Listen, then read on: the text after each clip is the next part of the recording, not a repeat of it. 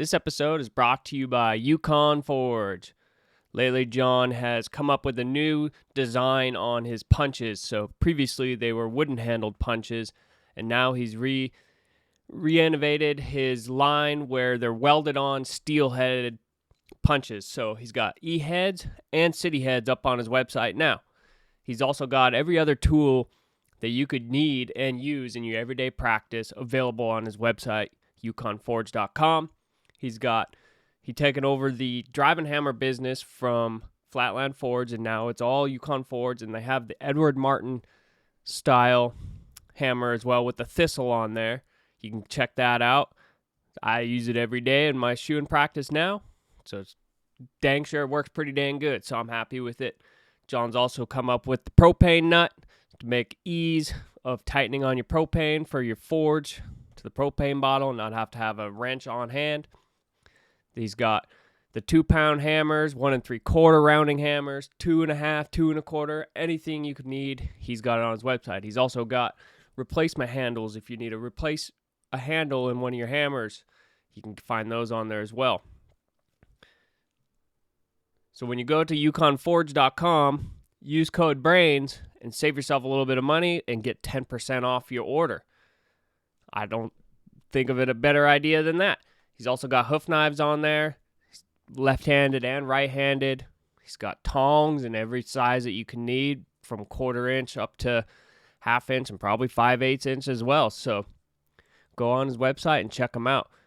We really like working with John because he takes the time to figure out how to make each tool the best that it can possibly be. He's not trying to sell you some gimmick or something that just, it's going to be easier to make it this way. He actually takes the time, figure out the process on how to make this tool the best tool that it can be to last for your everyday work, and he wants to get your money's worth out of it as well. And John's also been there, done that throughout his career. He's been on the American Farriers team. He's judged multiple contests, and he's also had a full career as a farrier, and he's now just getting into bigger, better things. So go check him out, yukonforge.com. Thank you. All right, welcome everybody to another episode of Forging Brains podcast. I'm your host, Riley Patrick. Got my co-host Gavin Cooper with me, and today we got Mason Mileski with me. And I don't know why, whenever I say your name, I always say it. It's like when you say business, say business. Business, yeah. So I always say, whenever I think of your name, I always think Mileski. It's probably said wrong. It's Polish. But who knows if they even knew how to read. Is that what it is? It's Polish? Yeah. Do you know, your family lineage pretty well? Not really. Or just know the name's Polish? I just know the name's Polish. I think I looked it up not that long ago, and it was we come in the 20s or something. Are you one of those people that claim it? You're yeah, I'm Polish. Wow, there's nothing else to do. I don't think I have a choice. I think I have to. Oh, I just claim mud, dude. I That's think good everybody can. Yeah. At this point, we're just all fucked. Yeah. Unless you just currently came over. Is Polish sausages your favorite to eat? I can't say I've ever had one. I always wonder, it's man, the whole name thing is so fucking weird, because it's just pretty easy to just not have the right last name. Then what? You just don't know shit? Well, I think when a bunch of people come from Europe and come through Ellis Island, all the dudes that were taking entries were illiterate, so everybody's name was misspelled basically. Yeah.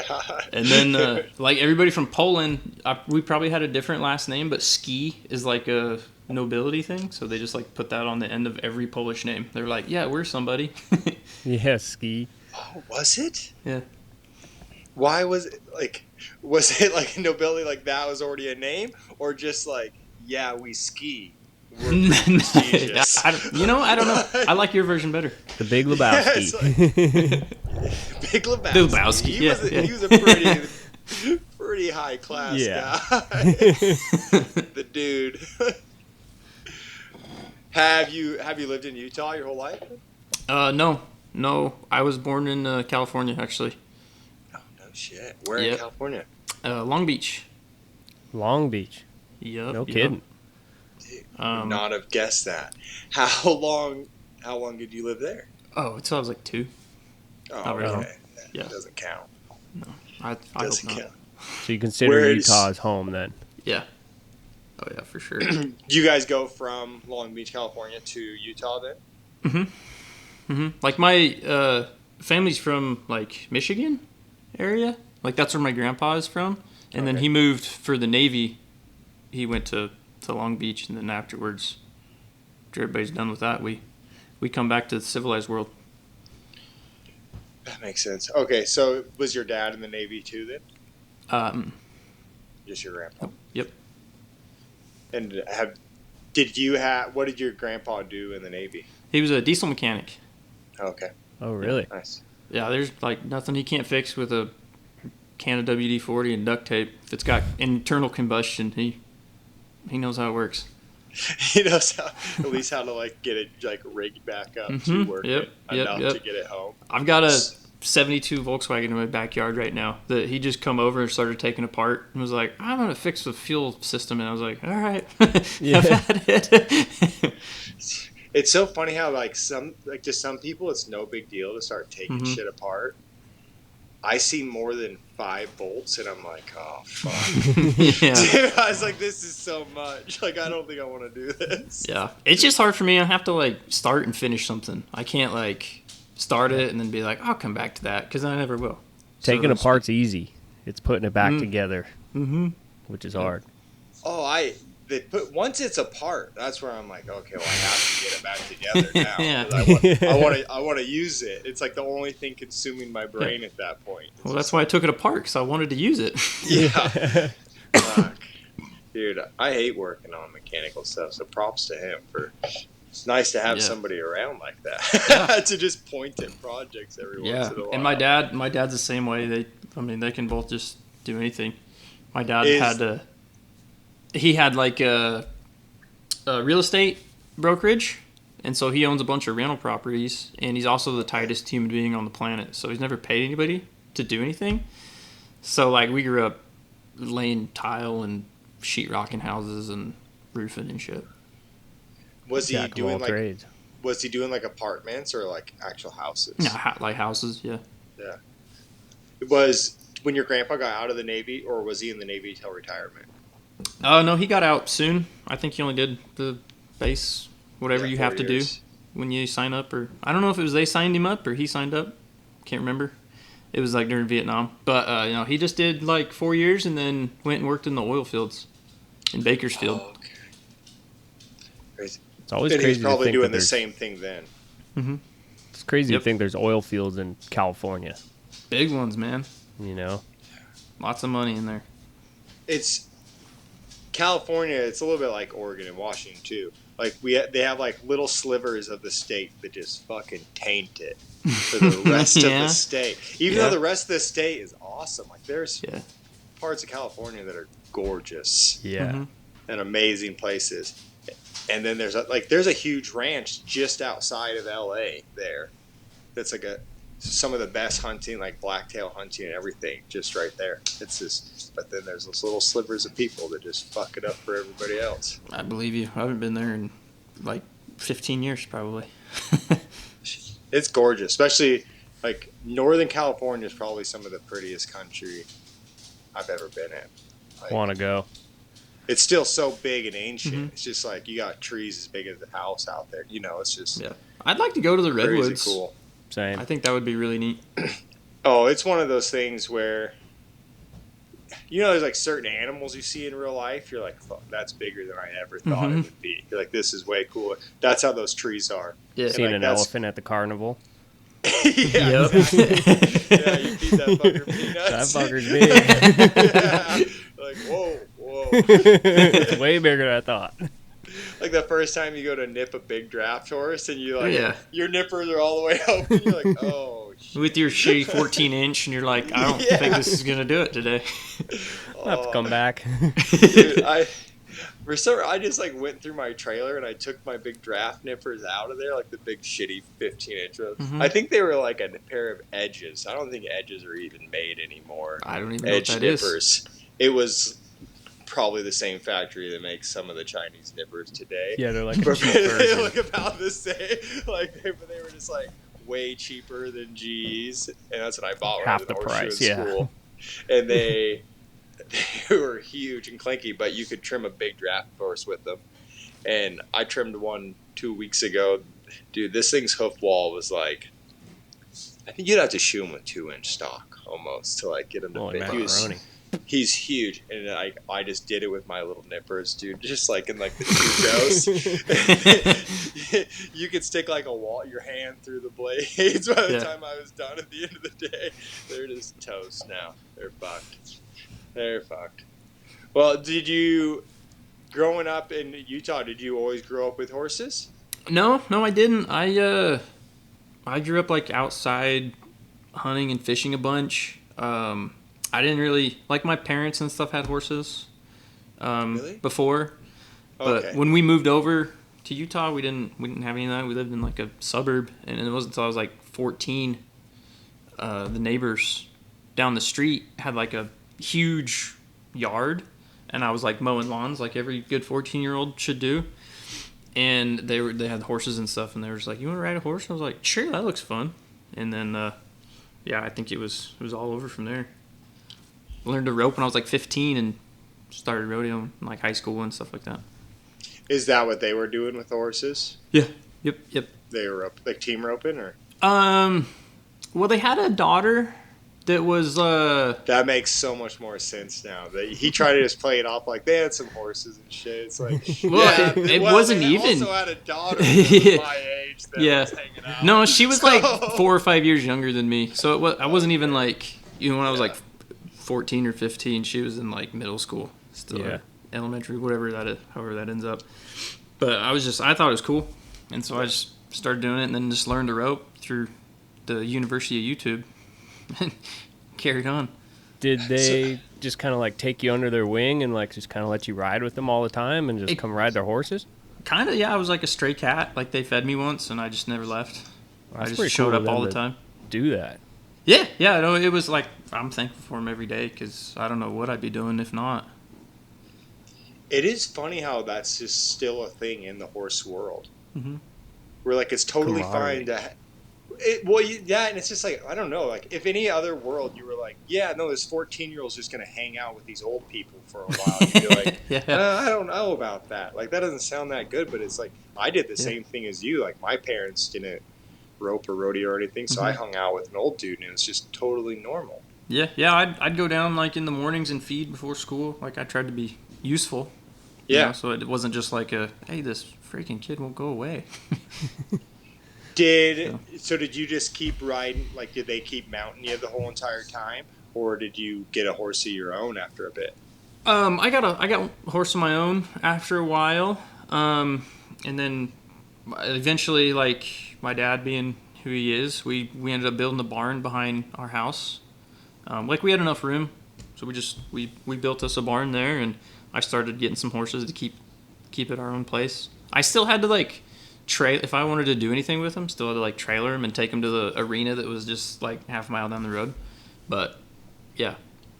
Were you doing like team roping or cap roping or? When I started, I always wanted to calf rope. I always thought that was like the coolest thing. I think I started watching rodeo and stuff during like the Fred Whitfield and Cody Ole, like when they were big, Trevor Brazil, those guys. And so I just thought that was the coolest thing. But also being from Utah, we're pretty big and pretty proud of our rough stock. So I tried riding broncs in high school, and I just got hurt all the time, and I wasn't good at it. And I just was like, it's a lot harder to get hurt roping calves, so I just stick to that. Yeah, Utah's famous for the old Wright brothers. Yep, the Wright brothers. I'm right in between Rusty and Ryder. Oh, really? So Rusty's a year older, and Ryder's a year younger than me. So you got the high school rodeo with them then, huh? Mm-hmm. Yeah. That's pretty cool. That's crazy. So what part of Utah are you in? Because it's like Utah ranges so much because they have like Salt Lake City with the mountains, Tahoe, and what's the Red Rock area called? Moab. Yeah. And there's Zion.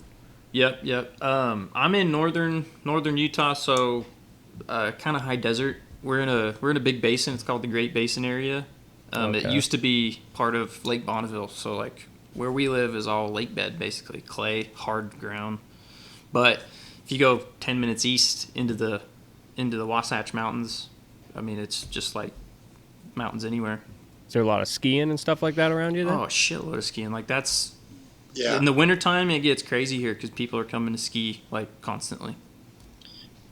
That is like, I thought our traffic got bad during skiing, but I got a buddy that lives just outside of Salt Lake that goes skiing all over the place. Like he does a bunch of like backcountry stuff, but he's always videoing just the lines of cars. Dude, it's Like it's going, crazy. I was like, man, I couldn't believe it. Like It's around unreal. where Sean Winters lives. I don't know if you guys know him very good. He's just south of Salt Lake, like 20 minutes, and that's like big time ski country. Yeah, Yeah. man, it's definitely, you guys have a lot. Like, it seems like where people live isn't that vegetative or like that wild, but you guys are very close to lots of outdoor things. Yeah. We're like an hour away from anything you want to do. Like we got lakes, we got rock climbing, skiing. We got some sand Camping. dunes that are really close. Yeah, a bunch of camping stuff. That's nice. It's like pretty good weather, it seems like, for the most part. So probably horse-wise, you guys got a lot of outdoor time. We swing like so drastically. Like summertime, it can be over 100. Hotter than hell. Yeah, for a long time, and then the wintertime, it doesn't get usually that cold, but we get socked in being in this big basin. Like there's mountains surrounding us all over, so we'll get socked in and we'll just get hammered with snow for like 2 weeks. When that happens, like, are you shoeing still through that shit? Oh yeah. We've also got the great sponsor and partner of Fortune Brain Podcast, World Championship Blacksmiths. Without the World Championship Blacksmiths, we wouldn't necessarily have the community that we have already as farriers amongst us. The WCB is not about shunning the folks that don't compete. We're about getting together the people who do. Go ahead and be yourself because you think it is a private club. The fact that there are so many hardworking men and women that don't interact is a shame. When several farriers get together for a hammer-in or going to talk about shoeing this one gelding, ideas skyrocket and the mind goes wild with possibilities. So if you're looking for a place to test your abilities and grow your skill set, the World Championship Blacksmiths is the place to do that. Upcoming next is the Blacksmith World Championships up in Calgary, where competitors are going to compete to become the new world champion of 2025 with up to $175,000 in cash money for grabs. After that, they have the Virginia contest on the list, and then it'll be the national championships in Fort Worth. Among the contests on their website, they have swag and tools that you can get. They have the new Seahorse toolboxes and tool cases in stock again, so you can find those on their website, and they have the catatonic hammers in stock as well. So you can go to their website and use code BRAINS, and that'll save you 10% off on their website for orders. It's not including contest fees and net membership, but support those who support you and go online and find the World Championship Blacksmiths as a place where you can invest in yourself by investing in your skill set and grow as a person, becoming friends with those that are around the world and in the United States. And you probably find somebody that lives close to you and reach out in a community just like that. Yeah, you just Trucking on, huh? because if you don't, you're like, well, I don't know when it's going to be clear. So if we don't do it now, when are we gonna? It's only going to snow more. Are they pretty good about keeping the roads clear? Oh yeah. Utah is like I would That's say helpful. top tier on getting roads plowed. So when we get That's- snow around here, it's like we're going to shut her down for the day, too. Yeah, Dude, yeah. Like, I don't want to have to go chain up to fucking, Be on the road with Get all s- the other crazy lunatics. Yeah. no, or just going in the ditch. Yeah. Like, our roads, there's so many roads I drive that are like this to this. So, like, Yeah, a big cambered. corner in the fucker, and you're like, man, I'm going to end up in the Well, that's bottom pretty. of that That's pretty hole. lucky about Utah. Is we're all in like a grid, so there's no like windy roads. We go north, south, east, west. That's all That we would got. be That's game so changer. weak. Yeah. Dude, I go through a set of ball joints on my dually like every 6 months. That fucker is just turning so much. Just started noticing mine are starting to go out too. Just eats the front end of those pickups. It's not I wouldn't even good. want to check mine. Yeah. Oh, you can't avoid it too much. You're going down the road, That's true. with it. You walk up to the truck one day, you're like, wow, there's no tread on the outside of the tires anymore. Something's fucking up here. So it's like, obviously your dad had you guys working quite a bit. Mm-hmm. And then like you obviously learned how to work already. It's like that makes sense now that you still have a work ethic today. Did you play any sports or anything else throughout like school? Yeah. I played baseball, soccer in high school, and like high school rodeoed, obviously. Yeah. But I think probably like my junior, senior year, I just rodeoed. I was just like, I'm probably not going to be Lionel Messi, but maybe I can make some money. Yeah. Roping calves. So. Did you have aspirations of like getting done with high school rodeo and doing like college rodeo? I college rodeoed too. Yeah, for Utah State. For a couple years, and then I failed a math class, and they said they would not like me to come back, so I didn't. Really? No joke. Yeah. So what were you gonna go to college for? No idea. Rub calves. Get older dudes to buy beer for me. That's all I was studying. I didn't know what. That's all I was studying. I didn't know what I was gonna do. Like I was all in on. I'm really glad I learned how to shoe horse because I was gonna be just broke. Were you Worthless. already so? When did you start shoeing horses or throughout this? Like, Probably. obviously you had a horse, so you were seeing the horseshoer already. Mm-hmm. Yeah, so I met my wife in high school, like through high school rodeo, and her dad is a horseshoer as well. That's who I apprenticed with, but I had him shoeing my horses like through, I think like my freshman year of college I started, or maybe like the senior or the summer before my freshman year. And then he shot him for a while, and I always wanted to shoe a horse, Every time I had somebody come out to do it, I was like, well, that's the coolest thing ever. Can I figure out how to do that? Because, again, I'm thinking just as a rodeo cowboy, like, if I can shoe a horse and, like, maybe ride a colt for someone, I can eat. Like, yeah. Yeah. Like, I had no aspiration to do anything other than just put iron on a foot.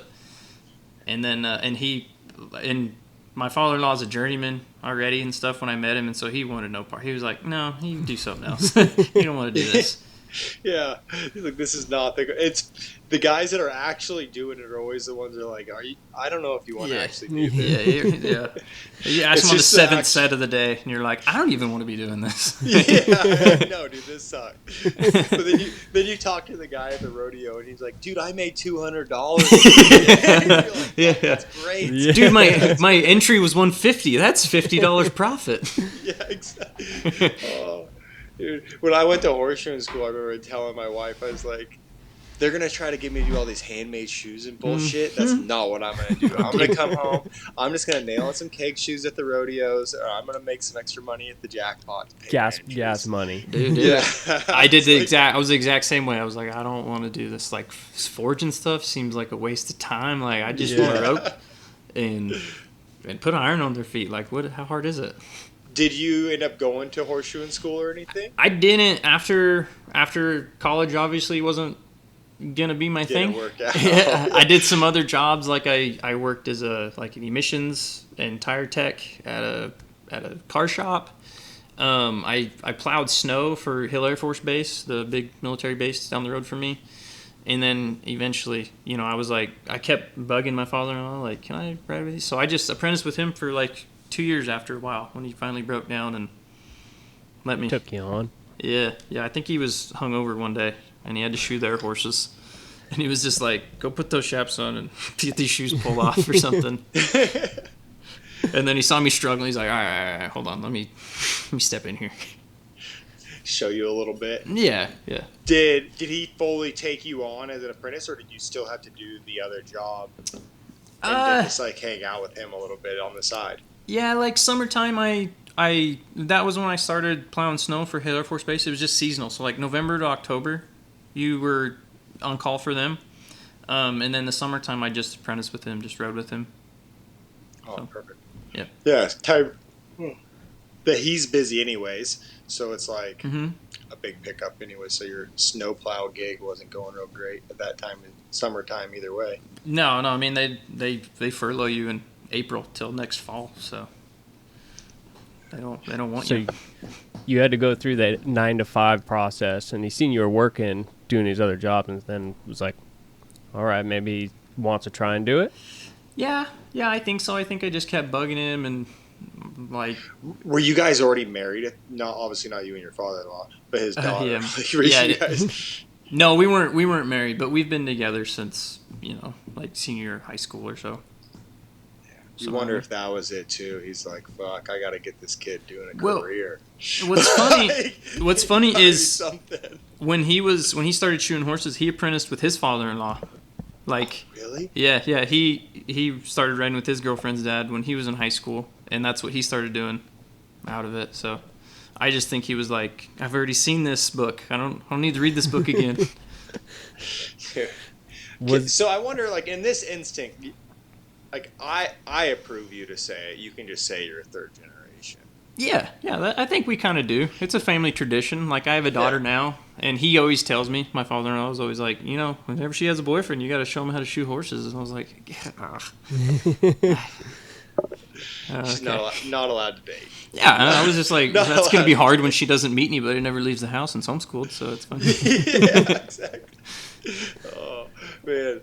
Did he have you like forging shoes pretty quick into the process? Immediately. He was like, you're not going to... Because he cold shod for 15 years before that.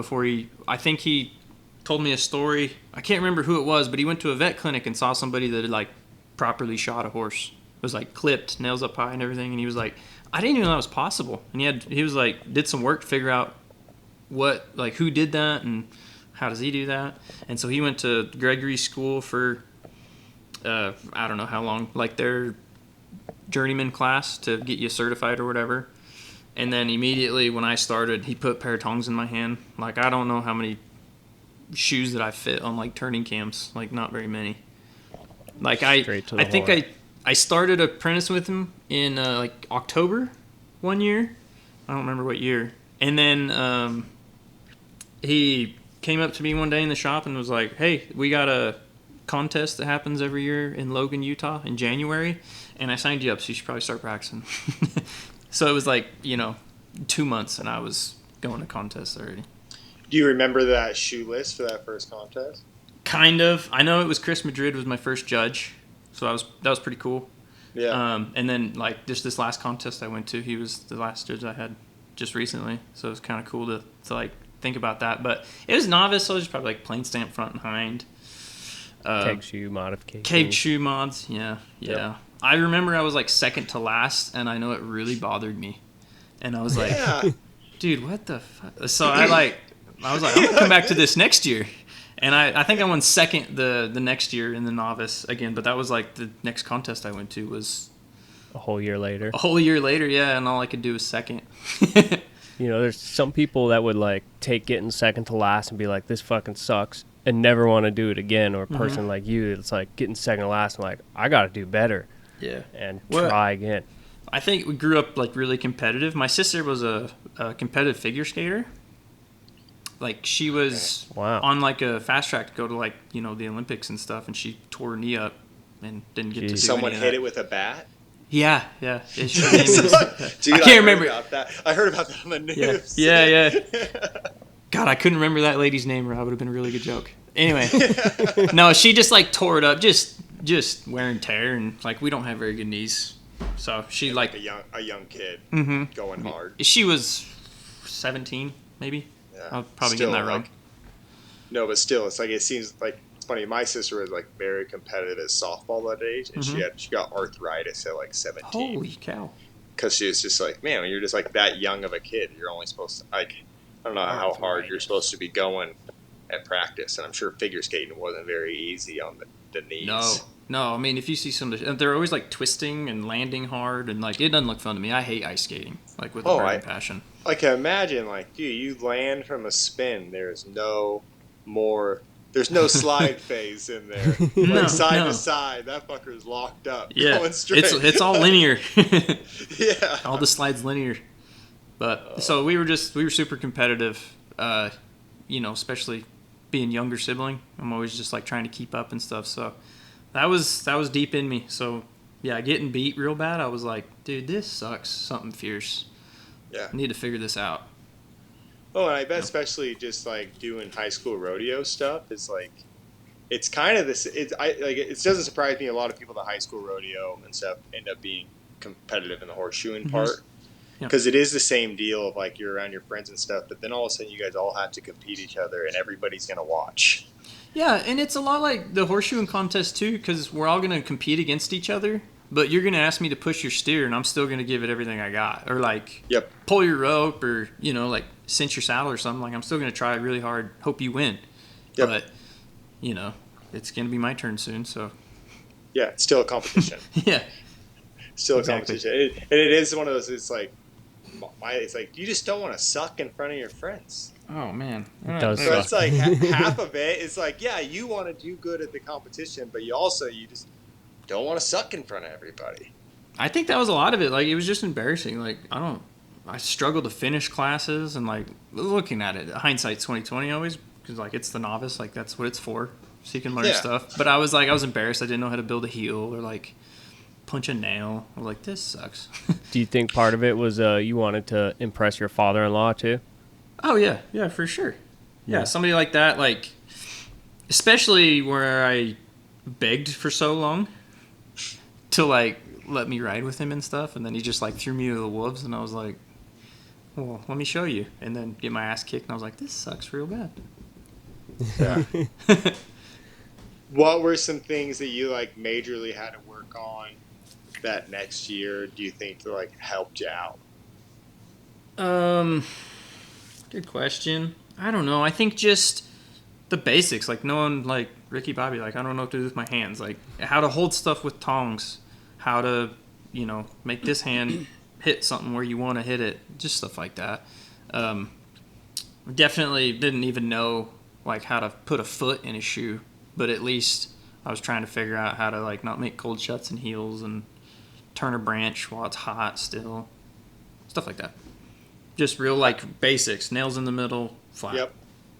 I do, like, you see that happening in novice a lot, where like it seems like people are getting lost in like the shape, and they're like talking about the shape so much. Like you see in WCB novice, sometimes guys are like, the medial toe is so over exaggerated. Yeah, and thanks, it's like Bodie. So quartered, and you're just like, yeah, man, that's all good stuff, but it's like you probably should just be like nails in the middle. Yeah. That's cool. Look at that sweet reverse heel, but this toenail is going to split the horse next to its hoof wall. It's so fine. Yeah. It's like, there's a, like, it is hard to just focus on, like, being almost a fabricator for a little bit. And, like, and I don't want to say forget about the horse, but it's like, just try to make something functional. Yeah. That was a big one that my father-in-law instilled in me. Like, he's no, like, crazy forger. Like, he doesn't like to build shoes very much or anything, but he was like big on, well, if you don't put nails in the middle and it's not flat and the clip isn't like strong, then it's not a usable horseshoe, and that's all we're doing. Yep. Basically a waste. Yeah. Yeah, it can be reshaped a little bit and stuff like that, but it's like you just got it. I did it for quite a while. You're like, oh, I'm gonna put a big old toe in here, and then you're like, but I'm gonna punch it like fuck. So it's going to be great. It's going to be really good. I'm going to sandbox it to 800 grit, but you can't use them nails. Yeah, exactly. How did your father-in-law kind of bring you up through, like, obviously probably let you pull and finish in the beginning, but do you remember how long it was before he started letting you doing anything that could be detrimental to the horse? I feel like it was forever. I feel like I pulled and clinched for ever. I mean, it was maybe a year and a half, or a year or so. I don't know. That's a good amount of time. Like, just pulling and clinching, like, do a good job finishing. If you can't do a good job finishing, then you got no business, like, even having a knife in your pocket. Yep. I remember there was, like, we did a bunch of mares, just doing pasture trims. And he was like, all right, just as long as they don't bleed and they can walk when they're done. The bar is so low. And I was like over there with like a knife trying to like define a bar. Like I don't know what I was doing. And he was like, hey, flat spot, edges off. Yeah. Don't get creative. Yeah. We gotta go. Yeah. We gotta get out of here, man. It is hot. Yeah. Were you ever getting like brave and be like, well, he showed me all this stuff, now I'm gonna go try it on my own horses and see how it goes?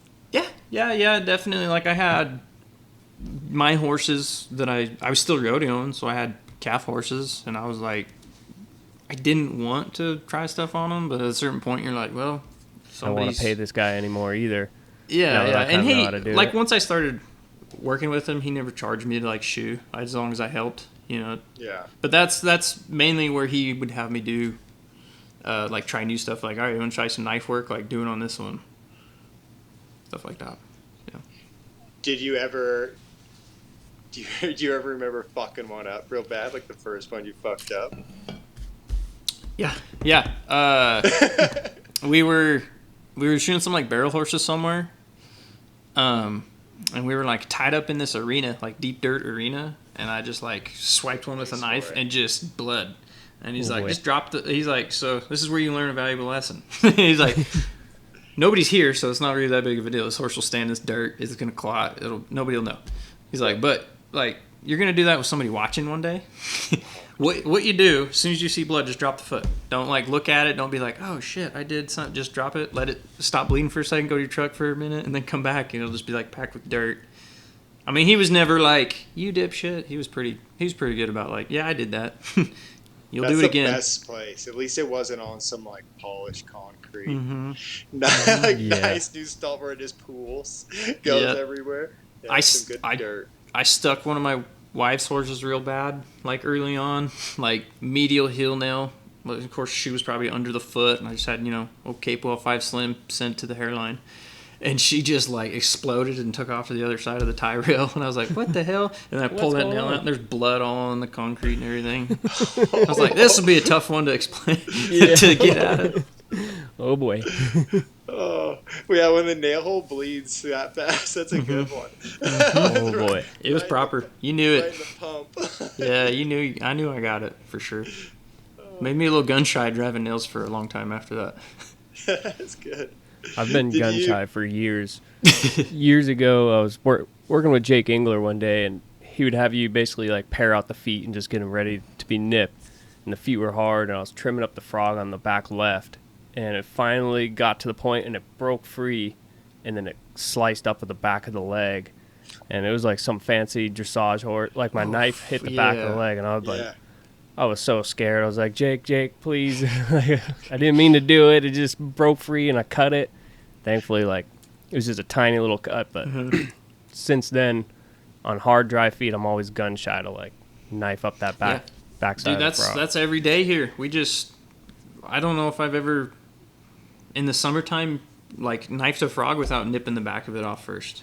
I was going to say, that's what I do now. I just, like, I nip the back of the frog all up first, so then the release isn't so dramatic. It's still going to stick, and then you just kind of get that feeling where you're like, oh, this is going to break free and kill 3 of us, so I'm just going to learn a lesson.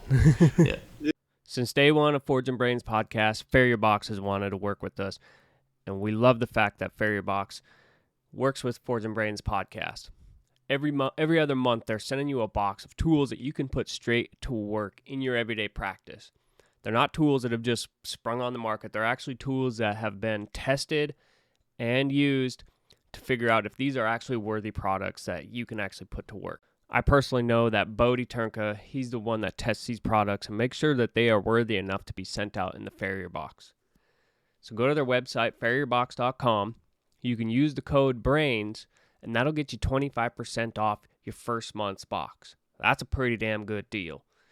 Pretty much in every box that has come, I have implemented them in my day-to-day practice. So this last month, with the Virginia WCB on the next list for an individual contest, it came with a set of tongs and 2 pieces of steel just to get you started on your practice. So you can have a jump start on figuring out how to make them shoes. There's also another product in there that was recommended by a previous guest on Forging Brains, Tyson Clark, because he is actually the judge for the upcoming Virginia contest.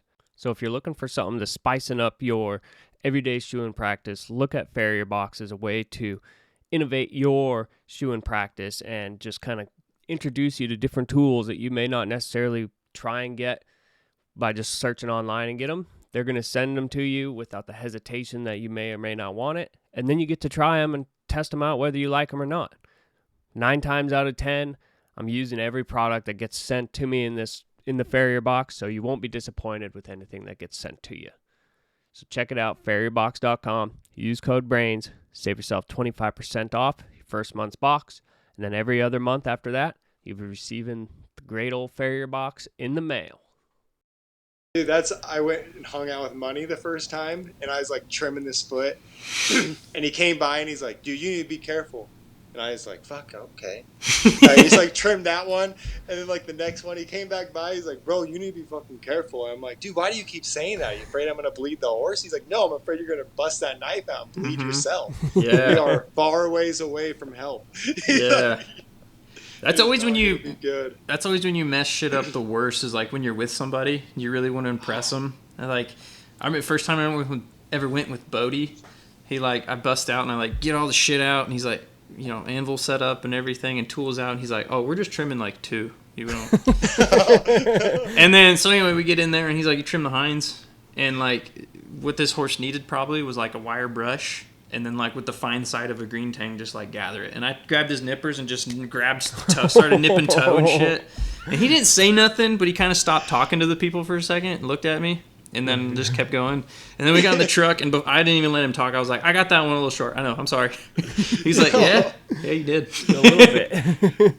Dude, that is me. I, like, it could be something I've done a million times, and I'll get in front of them, and I'll be like a total fucking novice idiot for a little while. I'm just like, I swear I'm not completely dumb. I just need a few. Get used to my surroundings, then we'll be cool. Like, yep. Swear, especially like when you first start apprenticing and like riding with people, you'll go like hang out with like a new guy or something like that. Like it's pretty common around here. You just bounce around from dude to dude. You don't really have like one person you ride with. And that was always, like, the first day with them, I'd be like, man, that guy probably thinks I am worthless. That I am so dumb. I don't know what I'm doing right now. Then they text you back, and you're like, this guy must be desperate. He must have a lot of horses. Yeah, a lot of shitters, dude. He needs more shit picked up out of that. Yeah. That's all I did good the whole day. Yeah. So after that first, you went into that first year, the first 2 contests in Utah. Mm-hmm. Do you remember when you started getting serious about competing more? Yeah. I was at Jacob Manning's one time. He helped me like build a lot of tools and stuff, so I went out there as much as I could. And he told me about the apprentice team for the AFA, and he was like, yeah, you can't be a journeyman, you got to be under 25 and all that stuff. And I was like, well, check. I think I just had a CF barely. And he was like, you just got to go to it's the top 4 at convention and the intermediate. And I was like, oh, cool. Well, I've never done like an intermediate contest before.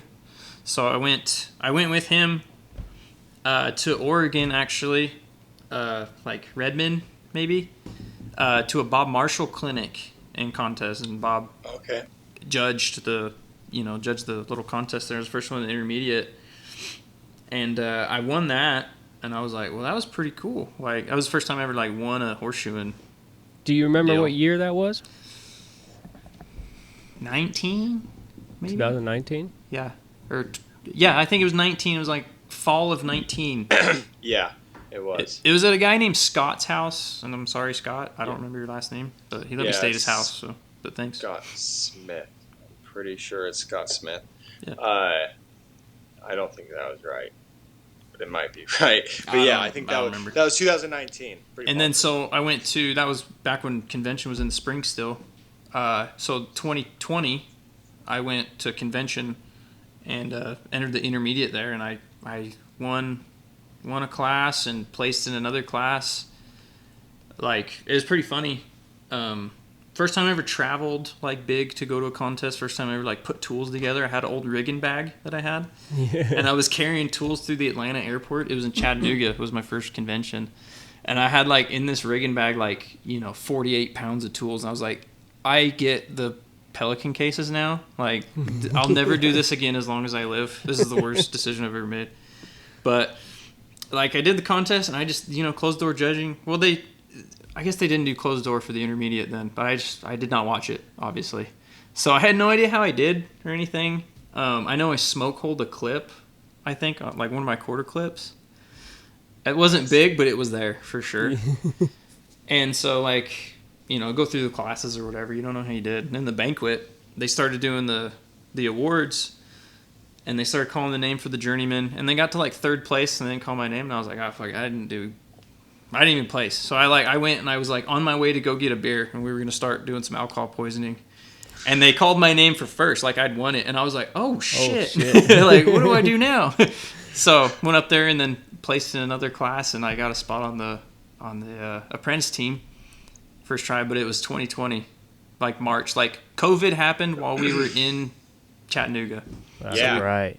Yeah. We didn't get to go to England that year. But we got to go to, like, Lamar's to practice. I think maybe it was one more. It was still cool.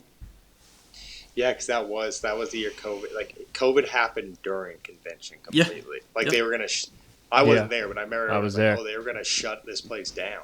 I remember, my wife was like, having many heart attacks. She was like, "You guys gonna get home?" I was like, "I don't know, but we got a rental car, so it's nothing. We'll drive 28 hours." like we were there, and Tom Peterson was like sick and like having hell during the whole week, and Yeah, we're I like, remember oh that. man. And then they started talking on the news about COVID, and we're like, whatever, and then all of a sudden Tom's gonna die. Yeah. and No. yeah, the airport was leery to go through on the way home. Like, we started thinking we're gonna have to get a rental car to drive home. Like, they're canceling flights, and especially because Seattle was like the hot spot then. And Yeah, that's right, huh? Because that's kind of where, like, everybody was coming from that Japan part or of the world, China huh? or whatever. Yeah. Man, after the initial, I loved flying during COVID times. Yeah, I didn't mind it at all. There was like, no one in the airport.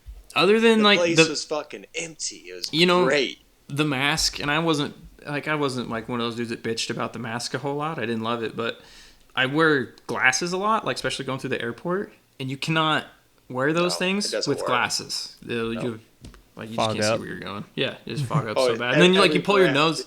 Yeah, you pull your nose out, and they're like, they're gonna whip you in front of everybody. Like, put your mask on, like whatever. I used Craig's thing the whole time. I just walked around with a cup always close to my face and just had the mask down. That's a good one. So you just always like, I'm always about to take a drink or a bite of something. Yeah, through that's this a good whole one. process. Like, I threw a huge fit about the mask thing, and that was the whole reason why I didn't fly anywhere, because I wasn't going to wear a mask. And oh really? You just didn't fly? no, like, because, yeah. Dude, I went to the airport once, and I was, like, pissed because I had to wear a mask on the airplane. I was like, this is fucking bullshit. It was the only time I ever wore a mask throughout the whole thing. Dude, it was nice. Once you got on the plane, there's only like 5 other people on that thing. Yeah, you're like, well, we're social distance now in this tube. Can we take our masks off? It's no big deal. I loved it. I wish it was. I wish the airport was COVID time again, dude. I would almost make a deal. They're like, if you wear this mask, we'll take 75% of the people out of here. Be like, fucking sign me up. Wherever I gotta sign. Yeah, not I'll me. do it. We'll never see Gavin again. See you, bud. It doesn't Nope. matter. You probably should wear a fucking mask at the airport. You get sick every time you go anywhere. I tried to, like, not touch the hand railings, and yeah. Fucking lick the urinal or something. I even kicked, like, the flushers. I used my feet to flush. Oh, yeah. Yeah, go one step further. Don't even flush. I don't even. Yeah. Well, I think that's disgusting. Like, when you walk in one, you're like, God damn, this person should have flushed at least. It's how important your health to you. Saving it. Yeah. They're saving it for you. Lead bro. by example. Yep. You went to that AFA deal. That was so I had like you were on the apprentice team 2021. Yep. So that was probably that the first WCB you went to then? Was that Roadrunner Classic? Yep. 2020 Roadrunner Classic was the first WCB I went to. Okay. 2. Yeah. So that must have been the first time I met you then. Was that? Yeah. That one. Yeah. And I remember it's like there's a couple people in Horseshoeing that like I saw Craig for the first time at convention. I was like, oh my God, that's him for real. All the dude on the YouTube videos I've been watching. And then I saw Riley and I was like, oh my God, that guy's Instagram famous. Like that guy it was, I saw you, like, I think we like said hi and stuff throughout the weekend. And then I talked to you at the banquet. And by that time you had like drank a few beers and you were like, that doesn't sound like me. I was like, oh, hey, how's it going? You were like, yeah, I asked to come over once last year. You told me to fuck off. I promise you, I don't remember that. But I was like, I believe you. Great. I was like, yeah, I don't. didn't know you. Genuinely don't say yes to that. And again, like, hindsight's 2020. I remember being a kid, like, asking people to go shoot with them, and them being like, hell no. And now I'm like, I get it. I would have, yeah. Now you get it. I'm not mad at you. I did the same thing to Craig, dude. Right after I got out of horseshoeing school, I remember I was like, oh, this guy's obviously kind of good. I was like, hey, you can like come out sometime. Yeah. And he's like, we have this thing called the Novice at WCB. You're welcome to join up for that. Yeah. It's like, that's your litmus test. You go to like touche. 2 Novice, and maybe you can show up. yeah, then you might be able to come hang out if you're not a complete weirdo. Well, for your like preparation, so to kind of go back to like the convention and winning the intermediate, how did you just have your father-in-law like guide you through like practicing for it, or did you get together with anybody and practice to prepare yourself, or how'd that process go for you? My father-in-law was big. Like he was the main, you know, he'd look at my shoes and be like, you know, tell me what I need to fix or whatever. And then like Jacob Manning was big for me at that time. He was getting into the examiner stuff, I think. And then, so he was going around a bunch of stuff.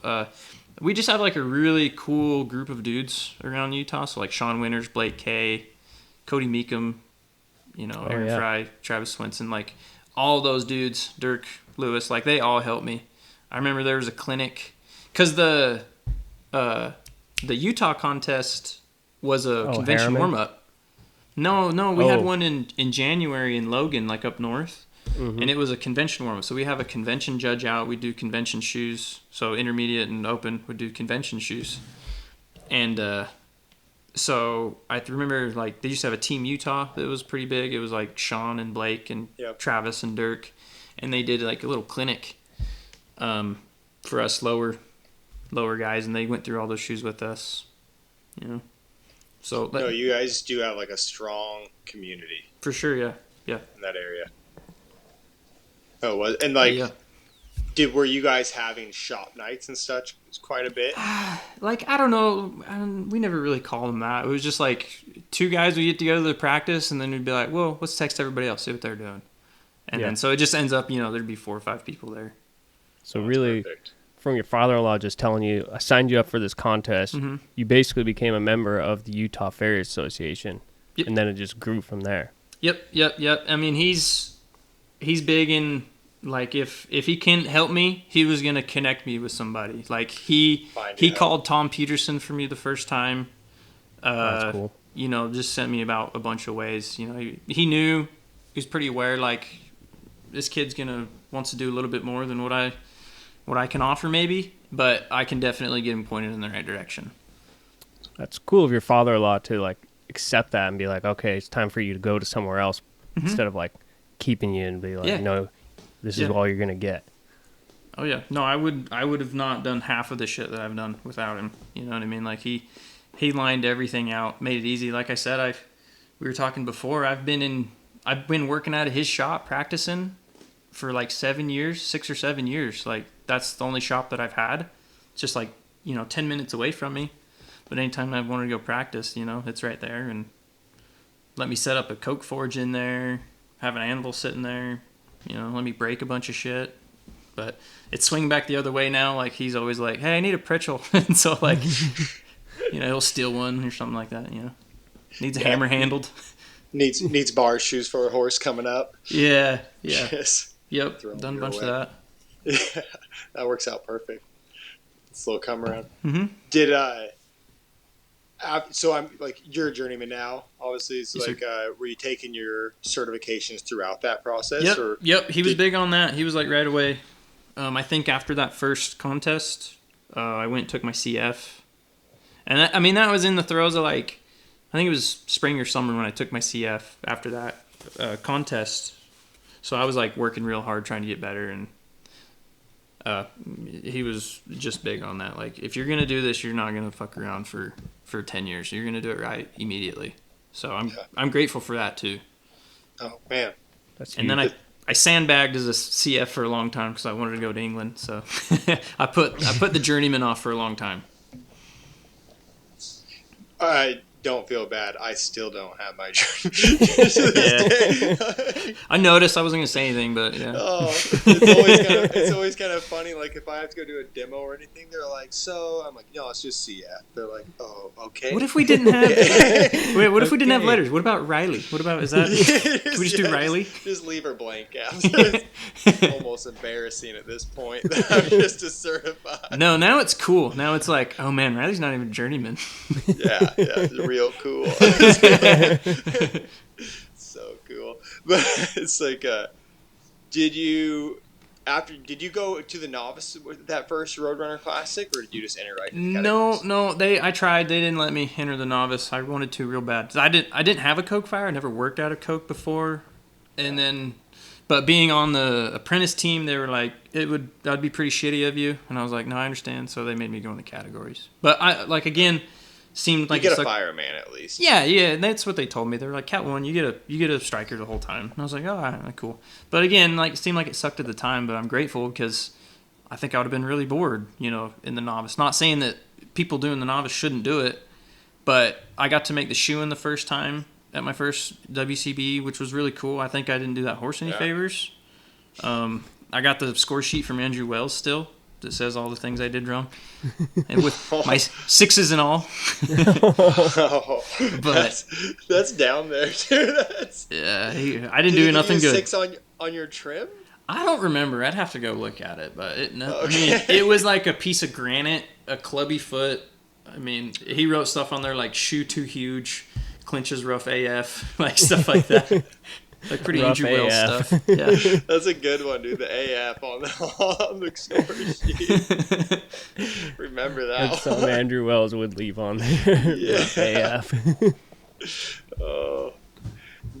When during this time did you get connected then with Craig? Because you were on a 2-man with Craig first, right?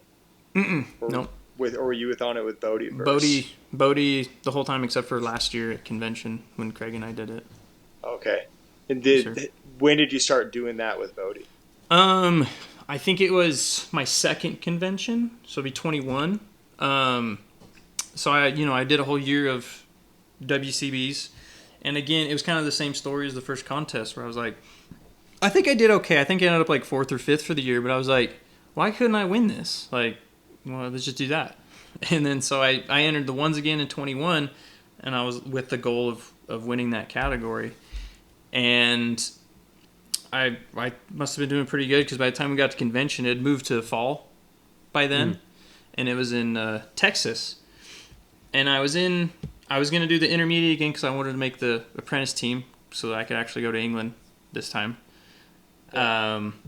And I was going to do, everything, the draft and all that. But my draft partner, he got hurt. He wasn't going to do it. Like, he didn't come to convention. And I was like, oh, that sucks, but it's no big deal. And then just knowing Bodie and those guys from the WCBs, I was at the bar at the hotel, and I saw him, and we were just talking or whatever, having some beers. And he was like, you going to do the draft? And I was like, well, I was going to, but my partner got hurt.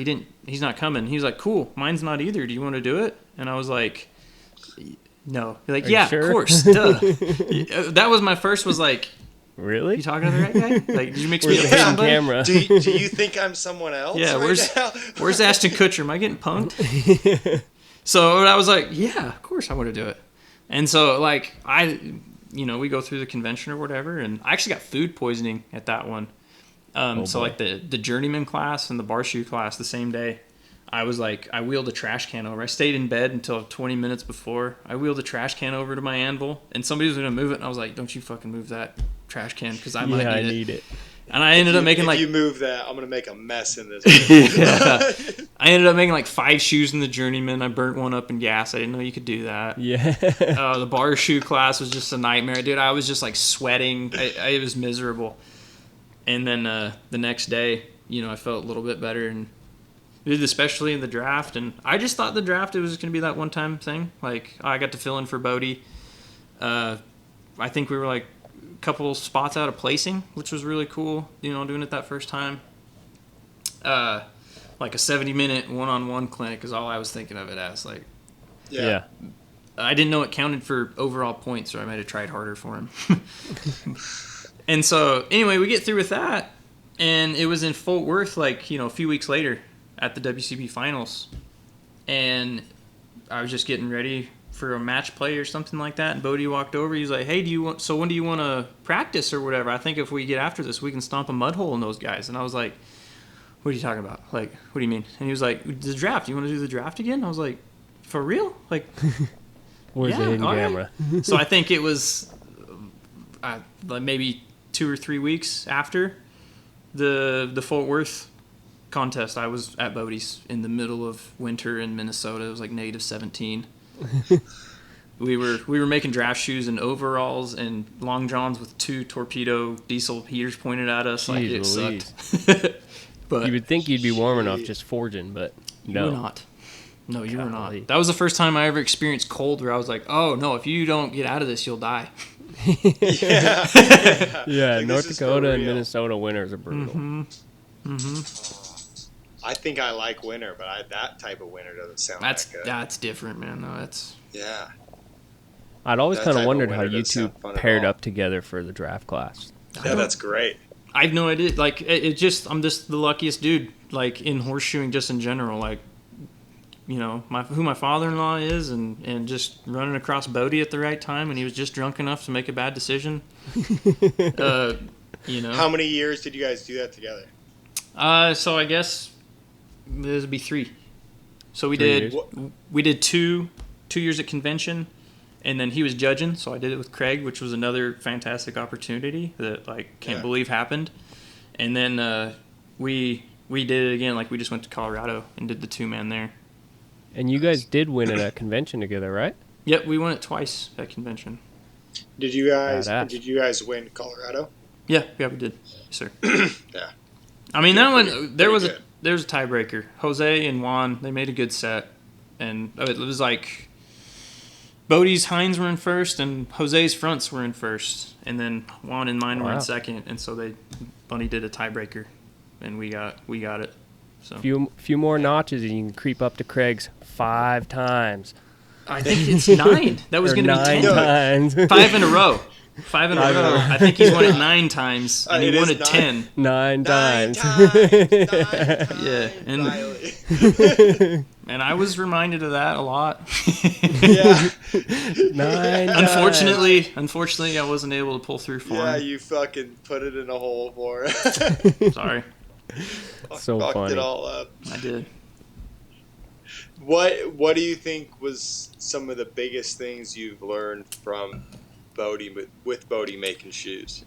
I look at it as my second apprenticeship. Like, I had first apprenticeship with Alex, my father-in-law, just learning how to get under a horse and do basic stuff. My second apprenticeship started with Bodie, like, learning what actually makes shit good, like, or like taking it to the next level. You know what I mean? Like, putting feet into shoes, being quick and efficient. Like, what makes those guys top tier? I'm so lucky in that way that I just was, I was able to grab a belt loop and follow him for a long time, and he just showed me all the, he gave me the keys to the door basically, and was like, you can walk through if you want to. So, but like, as far as the biggest things was definitely putting feet into shoes and being efficient at the anvil and at the horse. Like just the things that sound really simple, but it's almost so simple people don't put work to it. You know what I mean? It's hard to do. Yeah. Yeah, it's those simple things, but they're not easy at all. Mm-hmm. Like, that's what all that good horseshoeing is. It's just like, oh yeah, it's so basic, but it's so fucking hard to execute. Mm-hmm. Yeah, and that's, like, if anybody's ever been to a Bodie Trnka clinic, that's all it is. It's basics, because nobody knows the basics good enough to even move on. So why are we don't need to make roadsters. We need to put nail holes in the middle. Yeah, it is one of those. It seems basic, so, but it doesn't like. Not everybody's brain notices those things. Mm-hmm. Like sometimes you just need somebody to point them out, because it is like one of those things. Like he sees a lot of things that other people don't see that are just right there in front of everybody. Yep. Like Bodie is one of my favorite people, like shape wise. Mm-hmm. Like his hind shapes, I'm always like, yeah. That looked right. Yeah. Like I saw that beforehand, I just didn't know that's what that's supposed to look like. But now that looks correct. That's good. Yeah, it's so crazy. When I started going with him, I noticed like you hear everybody's like, oh, they make a lot of shoes for feet, or like you hear legends of like, oh, these dudes make every shoe for every horse they shoe, and you're like, yeah, okay. And then like I went to Bodie's the first time, and I'm like, oh. No, this motherfucker makes every single shoe. He put nails on a horse, and like doesn't tell anybody about it. Doesn't make a big deal about it. It's just like that's his edge, and that's for him. And it shows. And so I did like 2 years of I didn't make sliders because I hate that so much, but I tried to make every shoe for every horse that I shod, and that helped tremendously. Like just being like just having such a system that's so solid that you don't ever have to think about when it goes to shoemaking time, what you can do, what you can get done. Yep. And like that. No, and especially trying to do it, not just like, oh, I'm trying to get through the day type shoeing, yes, of like trying to do nice shoeing. Yes, like Jim Poor always like says, like you can't really do great unless you're a full believer and you're shoeing every horse like a full believer. Yep. You got to be a true believer, man. Or this game doesn't like. If you want to be a competitive horseshoer, like it doesn't take the half-asses. If you want to, the famous Bodie Trnka quote again, like if you want to be on this team, like if you got a boat, you don't this year. Like I don't care if you fish, snowmobile, or do anything else. This is your life. You're in with the sickos. Yep. Yeah, it's the outlier time. Mm-hmm.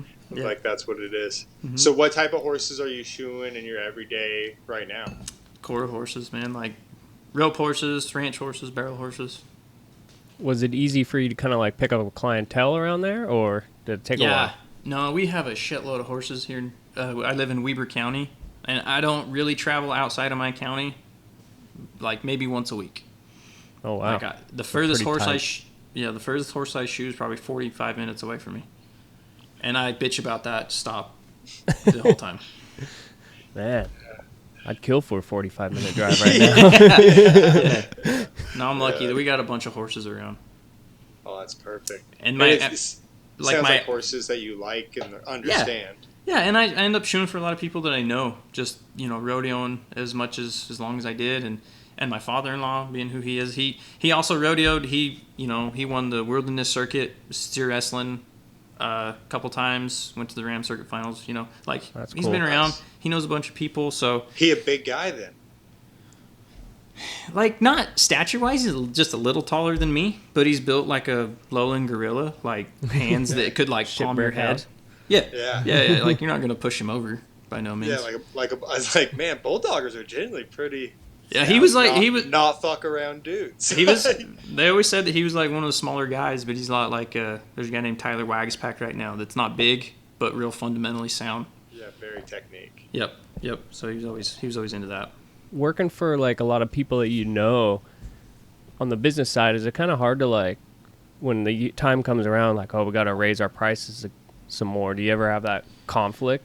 I do. I don't know. I've always wanted to give people their money's worth. I feel bad. Again, especially if I know them, we don't have a bunch of like luxury and a ton of money out here. Like there is money, but there's no, when it comes to like raising your prices for $5 and they got 5 head, you're like, well, that's like, $25 every time I come. But over the year, that just adds up. But eventually you just, also, people are understanding enough. They're like, yeah, we get it. Like, you got to run a business, and if they, want me to keep coming out, you're going to have to pay it, or I just can't afford it. Yeah. Yep. I think especially if, like, you're true with your own prices and you keep raising your prices at a reasonable rate, It's if you like wait 2 years and then all of a sudden you're like, I'm gonna fucking bump you up $40. They're like, Yeah. whoa, that's a lot. Yeah. It's like, Yeah. but if you like do $10 every year or so, people are like, yeah, it's just keeping current. Yeah, that's my kryptonite. I'm a terrible business person. Like, money is always the furthest thing from my mind. Like, I'm always like leaving for the day. Like, okay, I got these horses. I need 12 inches, 11.5-inch concave, stuff like that. Like, I'm just trying to do a really good job. And then they're like, how much do I owe you? I was like, oh shit, I get paid for this. Yeah, that's right. I don't know. Couple $100, we'll call it good. I'm okay now about it, but it's like it was a long time of me doing a lot of free shit where I was like, yeah, I'll put caulk and wedges on this horse for the same price that I fucking do it. And now I'm like, I'm just gonna charge a decent amount for all of them, so that I can just do whatever I want to do. Yep. Like, I can just be out here. Yeah. I think the best way to raise prices is just sneak it in. Like, don't be like, hey, I'm raising prices. Just like, what do I owe you? And just like, add $5 or $10 on every time until they notice. Yeah. Yeah, I don't know. I love my clients that are just not there and they just leave the same amount every time. Like, it's just a current. And you know what? Like, any horseshoeing clients listening, life hack: if you don't ask your horseshoer how much and you just leave the same amount every time, we probably won't mention it. We'll probably just be I have one old lady that I haven't raised prices on in 4 years because she just hands me the little check with the shaky handwriting on it. I'm just like, I can't have her rewrite this. And like, I'm just like, the horses are good, and you're just like, yeah, it's a quick stop. Fuck. Just like, I'm just gonna eat it. Like, I'm not making dirt here, but it's the way it goes. Yeah. The way it goes. So now you got yourself a little family going. Yes, sir. And you're still competing some. Yes, sir. Has it been hard to try to like navigate all of it? Yes and no. Like, my wife is the greatest human being like on the planet that I know. She makes it so easy. Like, doesn't complain when I'm ready to go. She just is like, okay, cool. When do you need to be at the airport, and when are you coming back? And then like, she takes care of everything. But at the same time, it's like when I'm gone, I know that she's, doing all this shit, so it's like you feel bad, but then also like she'll be sending me pictures all day, and I'm like, I want to go home. Speaking of your wife, it's hard. She's actually the one that does the sweatshirts for Forge and Brains podcast. Yep, she does, and Patrick Forge shirts.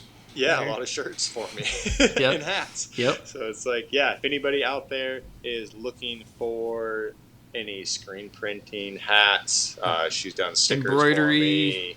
And promotional products. Yeah, all in stitches. And they've been doing it for a while, right? 2001. Yeah. My mother-in-law bought the company in 2001. Okay. It was like from some old dude, and he had like 1 or 2 sewing machines, and they did it in like their living room. They're super inspirational too, because they're just like really hardworking people.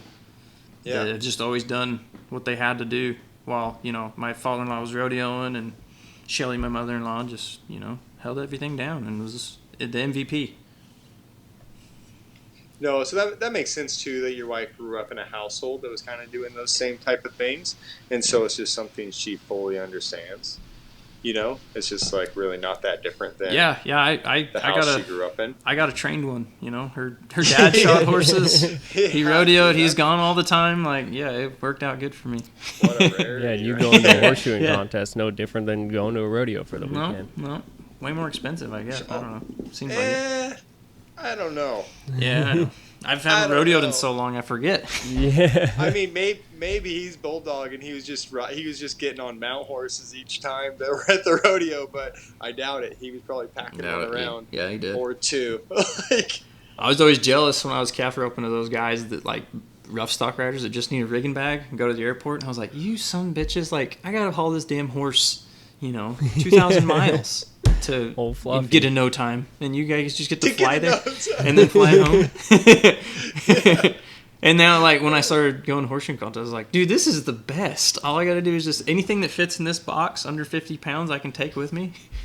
Yeah, I'm not like wondering what I'm opening the trailer to when I get to the rodeo. You're like, broken leg. Let's see if we're actually riding today. Yep. What's going on here? Shit. So you kind of been making your ranks up through, or progressing through the WCB the last few years. Mm-hmm. Did you make it onto the Cat 2 team for WCB? I did. I think 22. Yeah, it's just like, it's so cool. I like to point people to that all the time when they're like, I'm going to prove to you that this hard work works, because I'm nothing special. Like, physically, I'm smaller than both of you guys. But I know that if you put the work in, you can keep rising up, because every year I've been like 4 or 5 spots above where I was before that. You know, and just keep moving on. And it's also a testament to like the WCB system. The categories work, you know? Yeah. Oh, they do. The whole system works completely. Mm-hmm. But like, no, I think that is one of the, people rise at different paces sometimes. Mm-hmm. Yeah. But it's like, I love following along for years and years to be like, this person has been steadily on their own rise. Like, they haven't like maybe like made a big wave, like top 10 or anything yet, but it's like they have been climbing themselves 4 or 5 spots every single year. So that it's like, it is, like you said, it's a testament that the whole entire process works. It's a thing. Yeah, I did. I started at the ones, and I mean, I didn't jump no categories, promise you. Like, I worked through every single one of them. Yeah. I didn't know that your first one was in 2020, and then to flash back to just a couple of weeks ago, you were placing top 3 in the classes already, so that's pretty quick. Yeah, quick jump I up. mean, Bodie always tells me it's been forever. It's about time, so it doesn't seem like it. Seems like I've been doing this for 20 years, and I'm like, oh, finally cracking into the money. Yeah. Well, hard work's paying off. Yeah, man. No, it's always cool to watch happen all the way through. And it's definitely one of my favorite things in all like WCB is it's not even just like competition wise. Like, you get to watch each other. Like, man, we watched you. Like, you've started a family now. You got a kid, going through all that, and you're still climbing throughout the ranks and doing good on the competition side. It's awesome to see.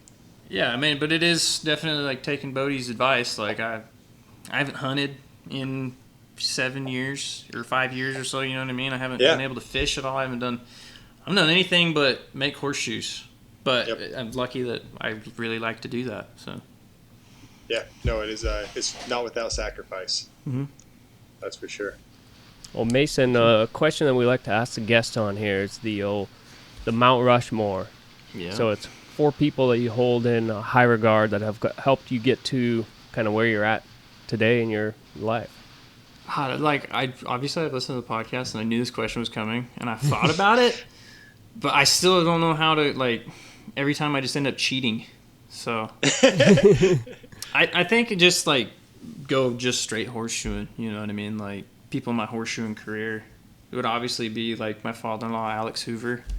He's was, like, number 1 in horseshoeing, got me going and connected me with anybody I needed to be with, had the shop for me to work in. You know, like, was definitely the foundation. I would probably put, like, my parents on there, too. Like, my dad is the hardest working human being on planet Earth. Do anything, like, has done everything, you know, and so that's pretty inspirational. Definitely, like, Bodie, for sure. I mean, you can put all the Trnkas on there, because I don't know any family that's done more for horseshoeing than the Trnkas, you know, from everybody, from Christine, Craig, Bodie, Levi, Rachel, like all those guys. But definitely Bodie for sure. Like, definitely just taking me, put me under his wing. You know, he didn't need to do that. I guess he just saw something and it meant a lot. And so I always just wanted to try really hard for him. Guess you could say he put you in his overalls. Yeah, definitely.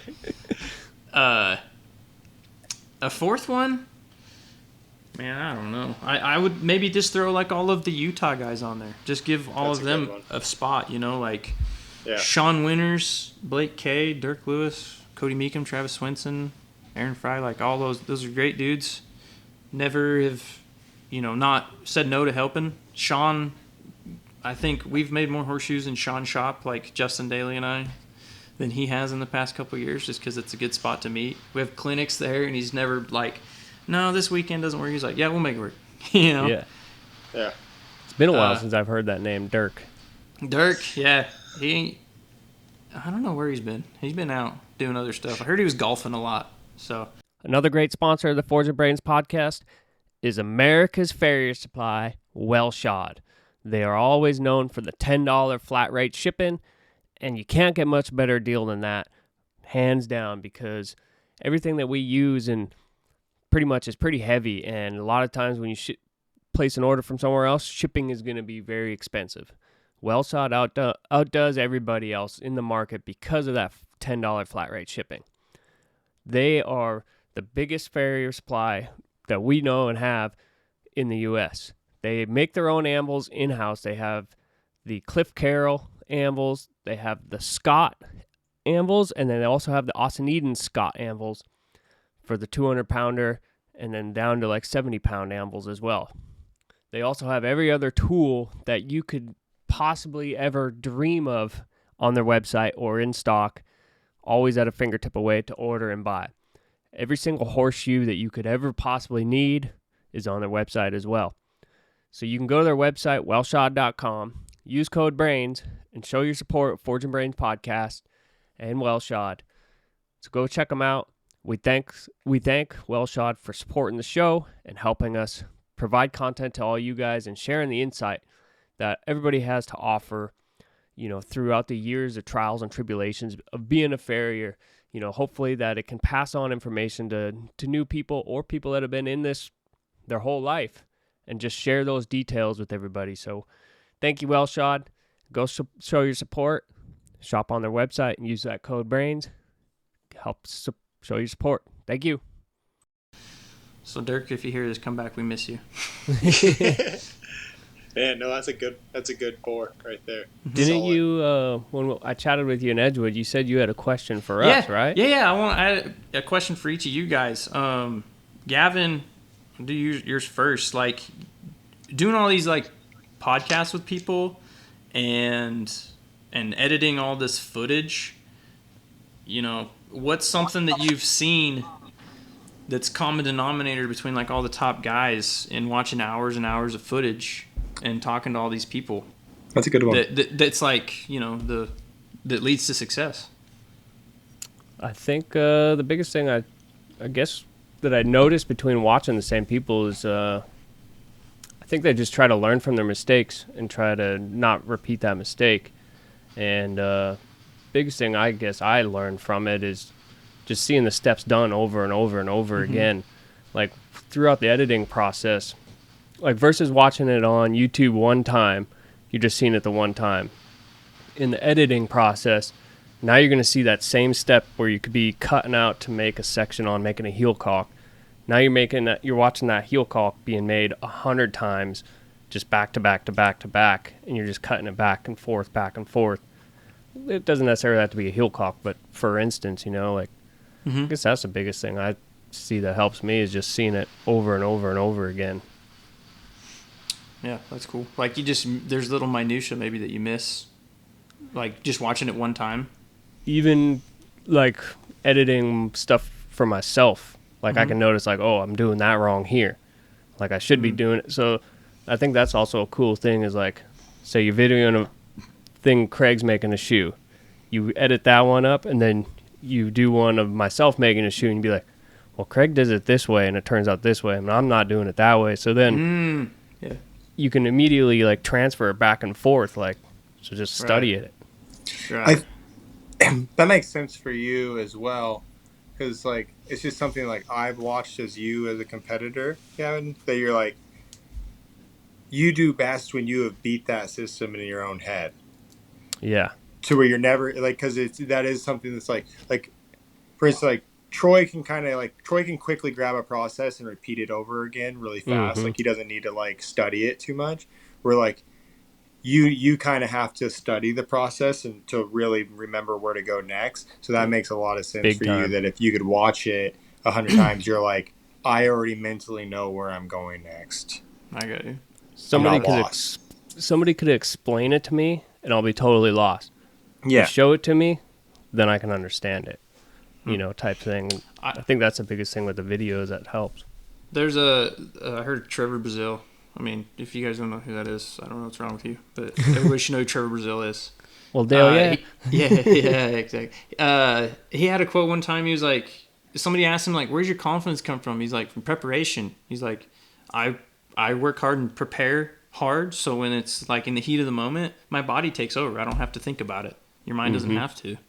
Yeah. So that, I agree, Gavin. Like that's big for me. Where like if I get all the classes I've done good in, or any of the shoes or anything that I make good, it's because I have this way to do it, and I don't have to think. I just know, like, if this goes good, it's just step by step by step. Do this step good, then you can do this step good, then you can do this step good.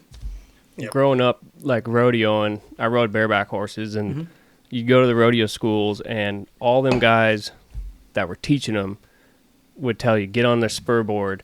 So basically, you're just doing the same steps, and you don't have to think about it. Yep. So it's kind of like that's how I implement it with the horseshoeing, is like you just do the same steps over and over, which is beating the system in your head, so then you just react. Man, that is like that. There's the kid Mason Stoller right now. He's top 20 in the bareback, and he grew up just in town, not around horses, on a spur board. Yeah. And so, like, when you watch him ride, he is so consistent. Yeah. On his spurring, and he ranks at points on. If he's on a good horse, he's going to do good because he's so backed up. And it's like you do watch that with a guy, and it's like even like you watch Craig make a calkin. Like Craig has made so many calkins.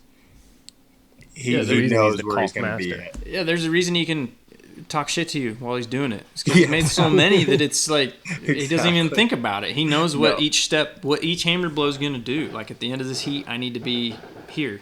Yep. You know what I mean? And metal can be so consistent. Metal and coke and heat. And like you time wise, it's like it's so nice that like once you're practiced up that it can be so consistent. Yeah. Sorry, it's not gunfire out there. It's like a holiday today you're here, fine. so there's like fireworks going on outside. What's the is like Mormon holiday? Yeah, it's Mormon Day. No, it's a Pioneer Day, so it's like so pretty much the same thing. Mormon Say- Day. They're all out there drinking pop. Yeah, you got it. You got it right. It's Pioneer. It's like the Founders Day for Ogden or whatever. So people are disrupting the peace out there. Dude, that Pioneer is definitely Mormon, dude. yeah, no, they all are for sure. Yeah. But Riley, I had for you, like doing a lot of blacksmithing, and you've been pretty like deep into that whole like tool making and blacksmithing. Like, what's something from like blacksmithing or just basic tool making that maybe we don't have in modern horseshoeing anymore, that maybe we lost, like a tool or a technique or something that people don't take into consideration enough? I think a lot of horseshoers, like where like they draw a fat line in between being a farrier and a blacksmith. And something I've noticed from like the actual good guys like Money and like Bodie and Craig and them, those dudes all really, really appreciate good blacksmithing because they understand how much that plays into their shoemaking. Like, especially like you listen to a Money clinic, like he talks so much about blacksmithing the whole entire time. And it's just the basics of how metal moves. And I do think that's somewhere where a lot of horseshoers are just lacking in general, is they just don't have metal knowledge of like, okay, this is how you forge a square. This is how you turn a square into a round. This is how, this is what it means for steel to come to the hammer and how that actually do that. They don't understand how to run a file half the time. Or like the big one, like you're saying, is tooling and how tools interact with the steel. Blacksmiths understand that pretty good because a lot of their work is very raw and textured and left. So it's like the tool needs to not have to have any cleanup, the element in it. Where horseshoers kind of like, they're always banking on cleanup. Yeah. Like just always. Like I'll clean that up in the next step. I'll clean it on the grinder. I'll clean it on the raft. I'll see him in 6 weeks again. I'll fix it then. Yep. Where it's like blacksmiths are a little bit more like, no, we got one chance at this, or we got to remake the whole entire process. Where I think we're missing a little bit of that throughout it. So I would wish the guys would just like, I think it's great if they just do basic blacksmithing projects sometimes, or like, or just file something on metal. Craig talks about it all the time, like hot rasping will teach you how to rasp feet. It's like because so many guys don't know how to run a rasp or run a 5. Yeah. So it does seem like one of the biggest things lost is just the basics of how the metal. And I do think that's where England beats us a little bit, because those guys, before they even get allowed into the schooling, they already have to do a blacksmith board, and the blacksmith board has a hook on it, a pair of tongs, a simple tool, a chain, a circle. We got to go to the Farrier College when we went to England, and it was eye opener. Like, it's crazy. They already have a very basic on how what happens to metal when you hit it here. Yep. They start in the basic blacksmith class, and then like the first years, like what they have to be proficient at the end of the year is like, dude, I don't know if I was doing that when I was on the apprentice team over there. No, and that's where it's like, when I've gone overseas to a couple things, those guys all know the basic terms very well. Like if I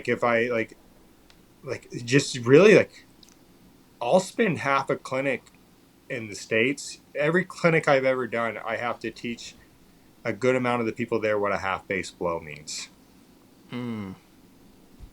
Because we just don't focus on blacksmithing, or the actual forge work. You can't say like, I'm just peening. They're like, what does that mean? Yeah, it's like a lot of, it's like, like no one really knows that a fullering is anything besides just putting a line in a horseshoe.